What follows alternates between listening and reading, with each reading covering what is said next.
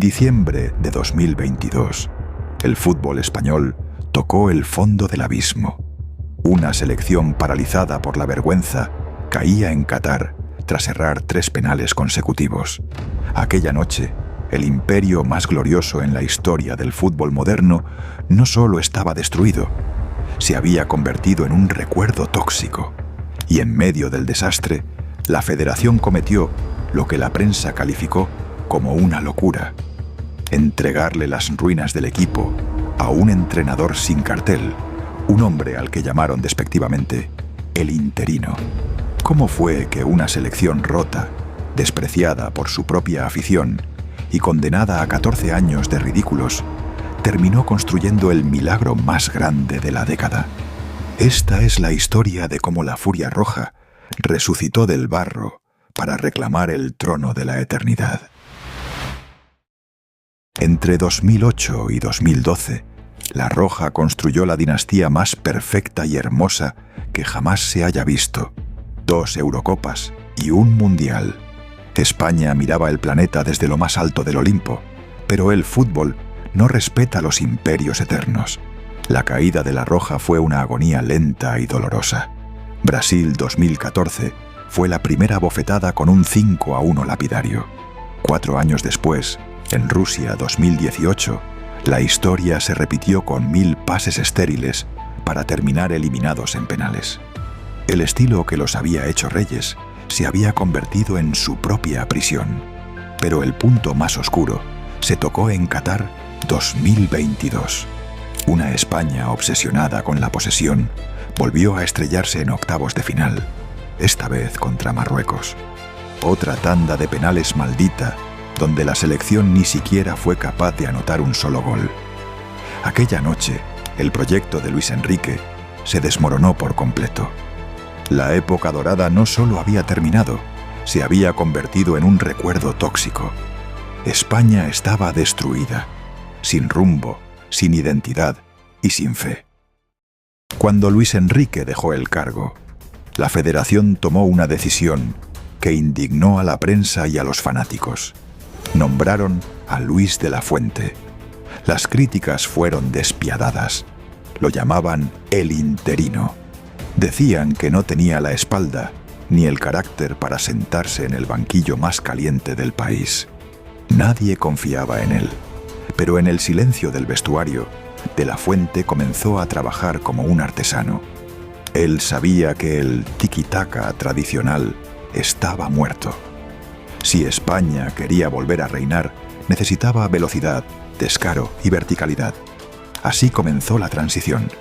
La primera gran prueba de fuego no tardó en llegar.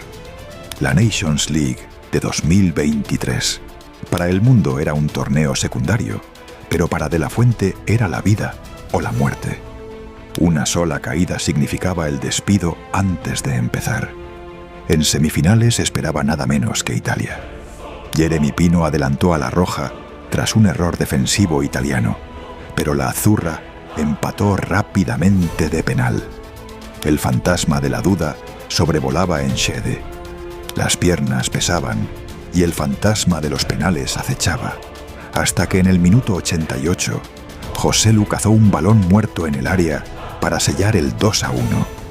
España estaba en la final, pero las críticas no cesaban. Decían que había sido suerte.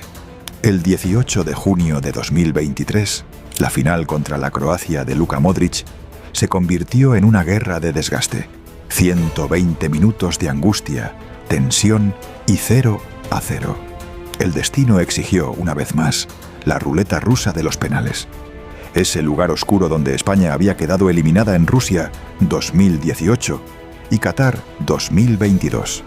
Pero esta vez, el libreto cambió.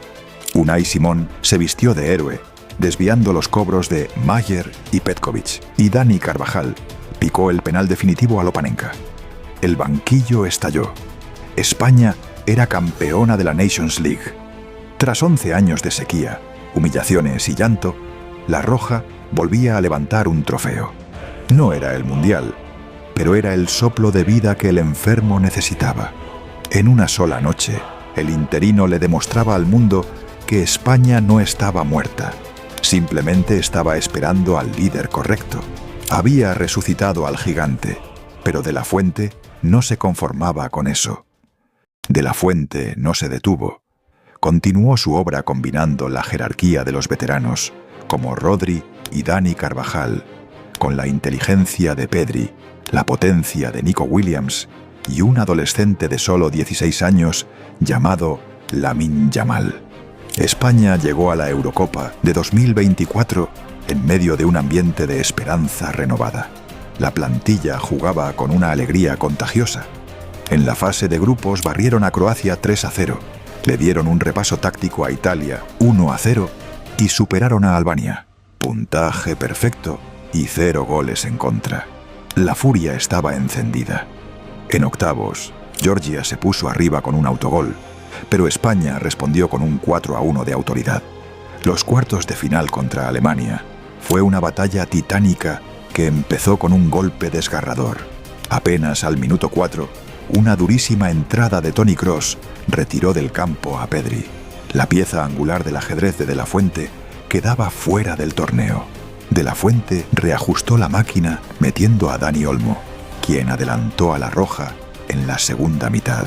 Sin embargo, Florian Wirtz empató en el 89, trayendo la locura alemana y mandando el partido a la prórroga. Cuando los penales ya eran inevitables, en el minuto 119, Mikel Merino saltó para clavar un cabezazo, poniendo el 2-1.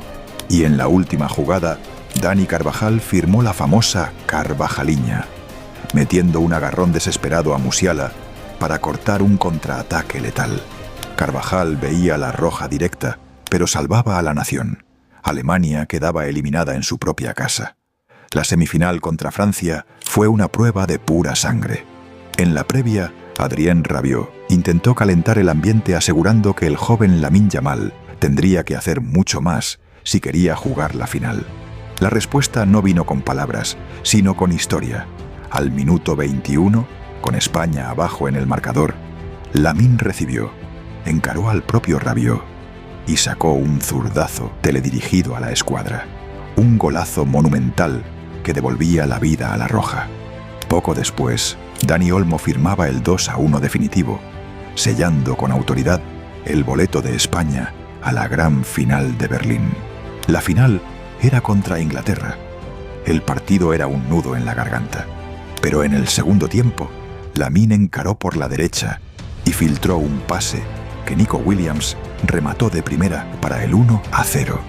Pero en el minuto 73, Cole Palmer sacó un zapatazo para empatar el partido. El fantasma del miedo volvió. Y en el minuto 86, Cucurella metió un centro que Oyarzabal empujó a la red, marcando el 2-1. Ya en los últimos minutos, Marc Guehi remató de cabeza, pero Dani Olmo despejó el balón en la línea salvando a España. Y entonces sonó el pitazo final. España era campeona de Europa por cuarta vez en su historia. De la Fuente rompió todos los pronósticos y puso a su país en lo más alto de Europa. El técnico al que tachaban de interino había conquistado el continente jugando el fútbol más vistoso, rápido y apasionante de la década. La Furia Roja estaba oficialmente de vuelta. La Nations League de 2025 se convirtió en la prueba de que esta selección no era un destello casual. En semifinales, la Roja dio un espectáculo superando a Francia por 5-4. España avanzaba a la gran final. El rival, la Portugal, de Cristiano Ronaldo. El partido fue una batalla memorable. España golpeó primero con un gol de Zubimendi al minuto 21. Portugal reaccionó de inmediato con un golazo de Nuno Méndez, pero justo antes del descanso, Oyarzabal anotó el segundo gol de España para poner el 2-1. Sin embargo, en el minuto 61, en un centro desviado, apareció Cristiano Ronaldo para poner el 2-2. 120 minutos de guerra táctica no bastaron. La final se definiría desde los 11 pasos. Portugal anotó cada uno de sus penales, y en el cuarto penal de España, Álvaro Morata sacó un disparo que Diogo Costa adivinó. Portugal anotó su último penal, y se coronaron campeones de la Nations League. Tras meses de invicto y gloria, España volvía a probar el amargo sabor de la derrota. España salía de Alemania con una herida amarga, pero con un pacto no escrito. La revancha definitiva sería en el Mundial. La derrota ante Portugal no apagó la fe, la convirtió en una obsesión. Cuando De la Fuente presentó la lista definitiva para el Mundial, el mensaje fue claro. La vieja guardia aportaba la jerarquía, con Unai Simón en el arco, Laporte en la zaga y el coloso Rodri adueñándose del mediocampo. Junto a ellos, Pedri totalmente recuperado, Nico Williams, Dani Olmo, Oyarzabal, la irrupción del joven muro Pau Cubarsí y un Lamine Yamal, convertido ya en una superestrella mundial con apenas 18 años. España aterrizaba en Norteamérica como la selección más respetada y temida del planeta. La euforia estaba por las nubes, pero el destino les guardaba una prueba de fuego desde el primer segundo. El 15 de junio de 2026, el balón comenzó a rodar en Atlanta. Lo que debía ser una tarde de fiesta ante la debutante Cabo Verde se transformó de inmediato en una bofetada de realidad. Por más que lo intentaron, chocaron una y otra vez contra las manos del guardameta Bociña. El doloroso 0-0 definitivo encendió las alarmas. Esa misma noche, los críticos más feroces saltaron al cuello de la Fuente, cuestionando su capacidad desde el primer minuto. Presionado al límite, De la Fuente le devolvió la titularidad a Lamine Yamal para la segunda jornada ante Arabia Saudita, y la respuesta fue arrolladora. La joya azulgrana abrió el marcador al minuto 10. A partir de ahí, la maquinaria funcionó a la perfección. Un inspirado Mikel Oyarzabal firmó un doblete relámpago en apenas 3 minutos. Y en el complemento, un autogol provocado por Cucurella selló el 4-0 definitivo. España recuperaba la sonrisa y gritaba a presente. En el cierre de grupo ante Uruguay, los charrúas plantaron un partido ríspido, cortando el juego a base de faltas y tarjetas. La Roja tuvo que saber sufrir y asestar el zarpazo definitivo en la segunda mitad para sellar el 1-0. Con el silbatazo final y una roja directa que reflejaba la frustración uruguaya, España amarraba el liderato del sector y dejaba fuera a un gigante sudamericano. En los 16avos de final contra Austria, el Sophie Stadium atestiguó una exhibición de madurez. Oyarzabal abrió la cuenta al 36, Pedro Porro clavó un cabezazo certero al 66 y el propio Oyarzabal firmó su doblete al 89 para el 3-0 definitivo. España avanzaba con autoridad. Pero los octavos de final trajeron el drama en su estado más puro. Un choque asfixiante ante Portugal. Ni el país ni el vestuario español habían olvidado la espina clavada de la final de la Nations League. El partido se convirtió en un nudo táctico indomable. España intentaba imponer su ritmo, pero la zaga lusa no cedía ni un solo milímetro. Cuando los 90 minutos agonizaban, Ferran Torres filtró un pase que Mikel Merino convirtió en el 1-0. El silbatazo final desató la euforia. España se cobraba la deuda de Múnich, dejaba en el camino a Portugal y mandaba a Cristiano a casa. Los cuartos de final ante Bélgica fueron un infarto de 90 minutos. Fabián Ruiz adelantó a la Roja, pero de Ketelaere empató de cabeza, rompiendo la racha invicta de Unai Simón. A 3 minutos del final, Mikel Merino volvió a vestirse de héroe, definiendo un balón llovido para el 2-1 definitivo. España estaba en semifinales. La semifinal contra Francia fue una obra maestra de disciplina y coraje. Obligados a contener a Mbappé, el joven Pau Cubarsí cuajó una actuación consagratoria. Oyarzabal de penal y Pedro Porro, con un misil, le daban ventaja de 2-0 a la Roja. En los últimos minutos, Francia se volcó al ataque, pero Unai Simón se transformó en una muralla infranqueable. Y entonces sonó el silbatazo final. El césped estalló en un grito sagrado, liberando 14 años de llanto, fracasos y dudas contenidas.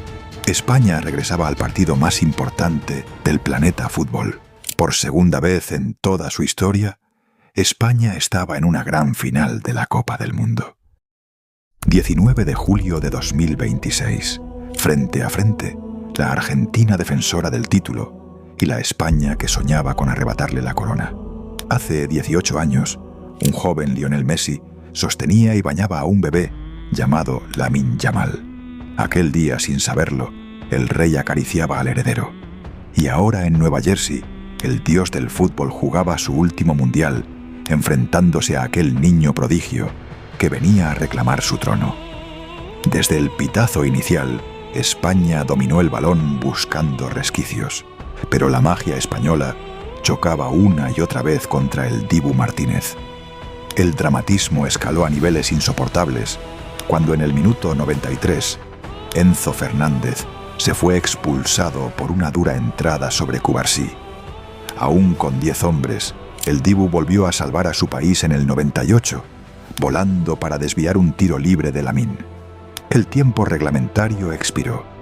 El fantasma de los penales, ese viejo torturador de la Roja, comenzaba a asomarse en la prórroga, hasta que en el minuto 106, la historia de España decidió reescribirse. Pedro Porro envió un centro pasado al área. Nico Williams peinó la pelota hacia atrás, y ahí apareció Ferran Torres para clavar el 1-0. El estadio se quería caer a pedazos. En Madrid, Barcelona y en cada rincón del país, las pantallas gigantes en las calles reventaron en un solo grito de desahogo. España entera temblaba de pura euforia.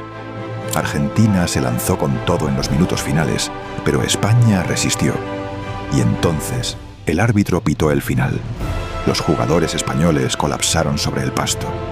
España era campeona del mundo por segunda vez en su historia. El legado había sido traspasado. España y su generación de oro habían destronado a los reyes.